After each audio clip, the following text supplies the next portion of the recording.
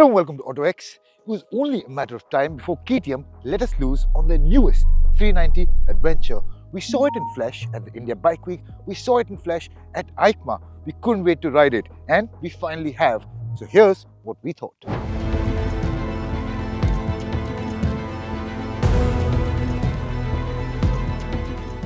Alright, now let's talk about design because that's going to divide a lot of people, but what I'm going to say is my personal opinion. This has become the best looking ADV in the market. It really encompasses that rally Dakar feeling, and well, it has caught my eye. First and foremost, you get a tall windscreen, and a sure telltale that this has been adopted from the European market is this. Now, there is no law for front number plates in Europe, and this has been an afterthought for KTM India.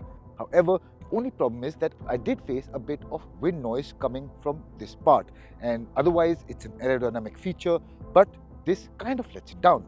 Next, another big concern for many people was the tire size and the tire choice. You get a 21-inch spoke wheel up front, you get a 17-inch spoke wheel at the back. Now, this has been shod by Apollo Aptera tires, and these are tubeless tires, so at least you can live in peace of mind that if you're going to go out and something goes wrong, you can get it fixed with just a puncture kit. Next, you get 43mm WP Apex shocks. Now, these have 200 millimeters of travel up front, and at the back you get WP Apex monoshocks with 205 millimeters of ground clearance. Now, while we're there, I'll also want to show you that this is also an India-only aspect. The monoshocks position is offset, which is not there in the European market, but this has been done for the Indian market because they wanted to reduce the seat height. The Adventure gets a seat height of 830 millimeters, while the Adventure X gets a seat height of 825. Now, that has also helped with the ground clearance, which now stands at 237 millimeters.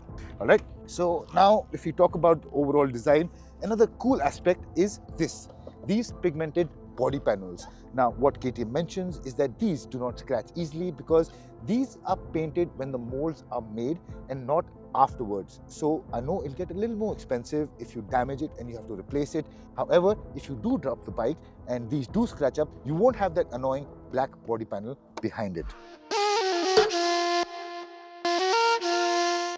Alright, now next, let's talk about some standard features which I quite like. You get a knuckle guard as standard. It's a little flimsy. Yes, it's just a plastic panel on both sides. I wish there had been some metal reinforcements, but nonetheless, this is standard equipment, including the engine guard and the bash plate. Now, we did chuck around the bike in a lot of places. I did scrape the belly, and well, nothing went wrong. Of course, we were doing some mild off-roading, but nonetheless, for those kind of situations, it worked beautifully. If you're coming back to the ground clearance, you do get an underbelly exhaust, and what KTM claims is that this has been tested for 400 millimeters of water wading capacity. And over that, what they also mentioned is the fact that even if you get it up to the level of exhaust, because the baffles and the valves in the exhaust, water will not get through. So maybe that is another aspect which will give you peace of mind for some serious extreme adventure. Now, another cool aspect is the fact that these are forged foot pegs. Now, you can remove the rubber pegs, and this essentially does give you the bite which you need for off-roading, but it will be strong even if you take the gnarliest of jumps.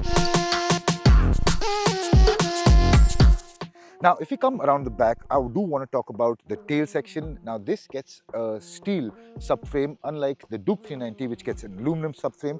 That has been done for some added bit of rigidity. But in terms of design, what I want to talk about is that now the sleekness of it does give it that Dakar feeling. If you look at it from the 3/4 angle, I think it looks fantastic. If you do ignore and maybe take out these really bulbous looking pillion grab rails, I think you have a pretty neat looking package. And of course, the sari guard also does become a bit of an eyesore. So remove all this, it's going to be one sleek looking motorcycle.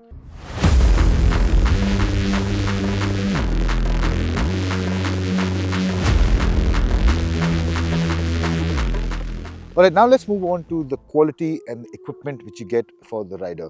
Now, what I really liked was the tactile and positive feel of all the buttons. They reek of quality, and even the handlebars, the fit and finish, and all of the instruments and their controls. All of it feel first class, and this is where KTM really shines over its competition. Well, I think in this aspect, the price which they're asking does justify what they give. And then if you move on to features, well, there's a lot to talk about. So first and foremost, cruise control. A lot of people have been asking about that. It works well. The buttons and the controls are pretty intuitive. It doesn't work in first gear and anything below 20 kilometers per hour. Now, we did test it out. It does get a little jerky when you're at that speeds, but that's obviously justifies. You're really lugging that engine, and this engine does not like being lugged. So in that aspect, once you're at cruising speed where you're using it how you're supposed to, it works perfectly. You have a toggle switch on your left side and it works well. However, you have to get used to it because I did end up pressing the cruise control buttons instead of the horn when I needed it. So as soon as you go onto the menus, the first thing you'll find are the ride mode settings. You have 3 ride modes, which is rain, street and off-road. We are in off-road right now, and all of them are configurable in any way you like. And then, of course, you do get mobile connectivity. However, like the Duke 390, you can control your music. You can accept phone calls. However, in this, you can talk to your phone and actually make phone calls as well. So in that aspect, I think it's pretty feature loaded. It's easy to use. I think it looks great, and it goes well overall with this whole navigation tower rally style look.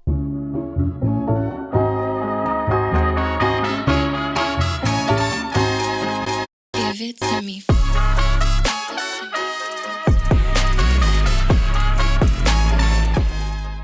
Next, if we move on to performance, well, definitely let's get engine specifications out of the way. You get the same familiar LC4C 399cc single cylinder engine. It makes 46 bhp and 39 Newton meters of peak torque. However, alongside that, in order to aid better acceleration and low-end grunt, you do get a larger rear sprocket. This is 46 teeth as compared to 43, which you get with the Duke 390. And alongside that, the front sprocket size has also gone up by 1 teeth. This is now 16 teeth as compared to 15 in the previous generation. Alongside that, the peak power band has also been moved 1000 RPMs further back to complete a grunty off-road package, which this definitely feels like. The engine is responsive from the start. However, there is a slight bit of hesitation as soon as it gets going. This engine, it still has that characteristic that it wants to be revved out. It wants to go fast. However, it can do the calm and subtle stuff better, but it still is that hooligan we love and remember.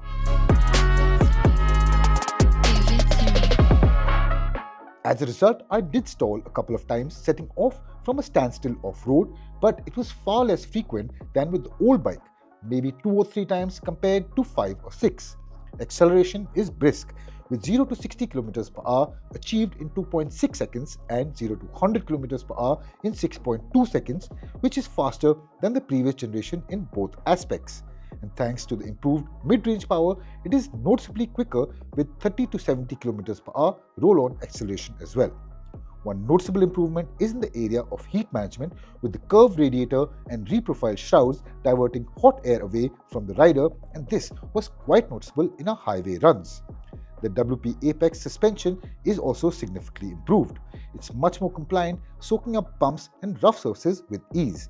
While the suspension travel has been increased, I did experience the front forks bottoming out a couple of times during our intense off-road testing, and enough to throw me offline a bit. However, I accept it as a fair trade-off for the bike's sharp on-road dynamics, especially given that it's still a big improvement over the previous model's stiff setup, which was a constant complaint. Off-road, the bike feels light, balanced and predictable in technical sections. Compared to the Himalayan, it feels sharper and more responsive.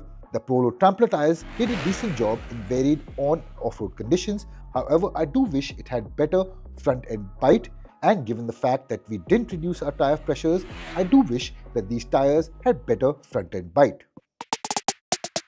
Give it.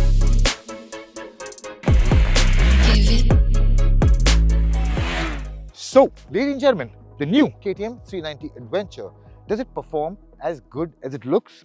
I think it does. It's gotten better off-road, it's gotten better on-road, and is a more complete package. You do get more features, and as a result, it has gotten a little more expensive. It feels more premium. Even the after sales service and parts, of course, will have gone up just that little bit, but Bajaj promises us they will keep it competitive. It won't be exorbitant and it won't rob you. So how does it compete against its rivals? Well, this is still a package which likes to go manic. It still likes to be ridden hard and off-road. The suspension components and the overall chassis balance, well, it's not as good as some of its rivals, maybe like the Himalayan, but everything else is quite sorted. It's sharp in terms of its dynamics, it's quite powerful. I think that engine has the most amount of thrill that you can get in this segment. So for me, if I had the choice and if I had to put my money down, I think I'm leaning towards the 390 Adventure. But I do want to do a back-to-back comparison, and that's when I'll know and I'll be able to tell you guys which one comes out on top. Until then, thank you guys for watching. If you like this video, do give us a thumbs up. And if you haven't subscribed to our channel, please do so. I'll be really grateful. Thank you for watching. I'll see you guys really soon.